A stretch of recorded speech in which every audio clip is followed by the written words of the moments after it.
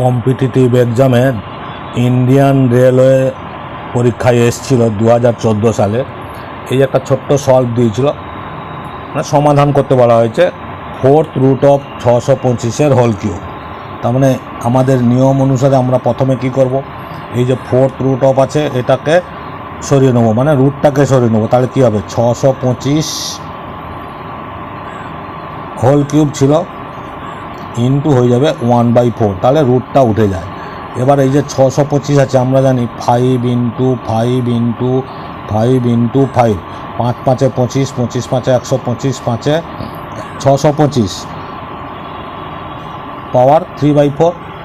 এবার দেখো এই যে 5 কটা আছে, 4 ইন্টু 3/4, তাহলে 4 4 কেটে গেল, থাকলো কি 5 টু দি পাওয়ার কিউব, মানে 5 কিউব।